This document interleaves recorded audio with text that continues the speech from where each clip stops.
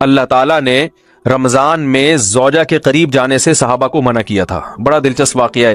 رمضان کی راتوں میں بھی زوجہ کے قریب جانے سے منع کیا تھا. ایک صحابی تھے، وہ رات میں کہیں چلے گئے.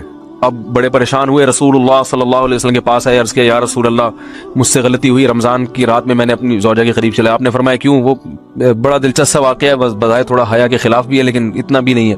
وہ کہہ رہے میری زوجہ کہیں پانی بھرنے کے لیے جا رہی تھی، ان کی پنڈلی کھلی تو میری نظر بیوی کی پنڈلی پر پڑی اور میں بس پاگل ہو گیا بیوی کے عشق میں. میں یہ اس لیے بیان کر رہا ہوں کہ جو لوگ نظر کی حفاظت کرتے ہیں وہ بیوی کے عشق میں پاگل ہوتے ہیں. جو دن رات انٹرنیٹ پر پنڈلیاں دیکھتے رہتے ہیں انہیں بیوی کی پنڈلی بھی کیا شکل بھی اچھی نہیں لگتی ان کو. بد نظری کا یہ عذاب ہے، وبال ہے کہ جو اللہ نے گھر میں آپ کے لیے بٹھائی ہے وہ آپ کو اچھی نہیں لگے گی. تو نظر کی حفاظت کیا کرو، اس سے آپ کو اپنی بیوی سے عشق ہوگا، محبت ہوگی. بات آ رہی ہے سمجھ میں؟ تو اب دیکھو کیسا روزے کی حالت ہے. رمضان میں پابندی ہے، اسلام میں حکم تھا جو رمضان میں بیوی سے بستری گا 60 روزے لگاتار رکھنے پڑیں گے. کتنا بڑا جرم، لیکن صحابی سے برداشت نہیں ہوا. صرف زوجہ کے پاؤں پہ نظر پڑی ہے تو وہ کیسے بیوی سے محبت کرتے ہوں گے اور وہ بیوی کے بغیر رہ سکتے ہوں گے. اور آج لوگوں کے فون آتے ہیں ہماری بیگم جس میگے جاتی ہے اتنی خوشی ایسا اچھا سا فیل ہوتا ہے، ایسا عجیب سا محسوس ہو رہا ہوتا ہے جیسے آزاد ہو گئے. تو میں کہتا ہوں ظاہر ہے اب تمہیں موقع مل گیا کنڈی لگانے کا، ٹھیک ہے نا، اور آنکھ مٹکے کرنے کا، تو خوش تو ہوگے. تو یہ بھی ایک عذاب ہے جو لبرل لوگ نے جس عذاب میں ڈالا ہوا ہے نا، اس میں عورت کے حقوق نہیں ہے. عورت کے حقوق نظر کی حفاظت میں اور عورت کے پردہ کرنے میں ہے. جب مرد باہر نکلے گا سب پردے میں ہوں گی تو آئے گا کس کے پاس؟ بیگم کے پاس ہی آئے گا. تو اتنے منہ کالا کرنے کے راستے کھول دیے ہیں تو ظاہر ہے پھر کامیاب ازدواجی زندگی نہیں ہوتی. تو نبی کے پاس آئے، عرض کیا یا رسول اللہ میں برداشت نہیں کر پایا. تو آپ مسکرا دیے. تو وہ نبی کے پاس گئے، یا رسول اللہ ایسے ہوا، مجھ سے غلطی ہو گئی. تو آپ نے فرمایا کیوں؟ فرمایا ایسا ہو گیا تھا. تو آپ صلی اللہ علیہ وسلم نے فرمایا 60 روزے رکھو لگاتار. انہوں نے فرمایا ایک کی طاقت نہیں ہے، اس میں یہ ہو گیا 60 بھائی کیسے رکھوں گا، نہیں ہے طاقت 60 کی. آپ نے فرمایا ٹھیک ہے پھر 60 غریبوں کو 2 ٹائم کا کھانا کھلاؤ. فرمایا اس کی بھی طاقت بولو بھائی نہیں ہے. اتنے میں ایک صحابی لائے کوئی چیز صدقہ کرنے کے لیے.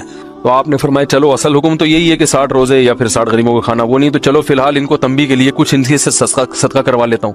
فرمایا چلو یہ فلاں خیرات کی ایک چیز لے کر آئے ہیں، تم یہ لے کے غریبوں میں بانٹ دو. انہوں نے فرمایا مجھ سے زیادہ غریب پورے مدینہ میں بولو بھائی کوئی بھی نہیں. آپ صلی اللہ علیہ وسلم مسکرانے لگے.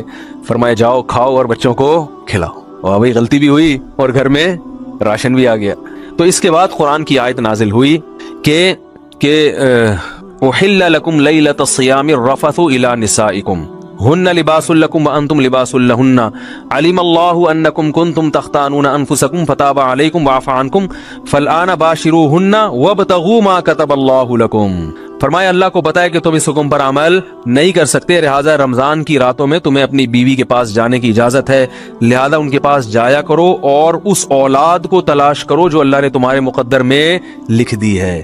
قرآن جہاں بھی بیوی سے ریلیشن قائم کرنے کی بات کرتا ہے اولاد کا ذکر لازمی کرتا ہے، یعنی تلاش کرو اس اولاد کو جو اللہ نے تمہارے لیے لکھ دی ہے.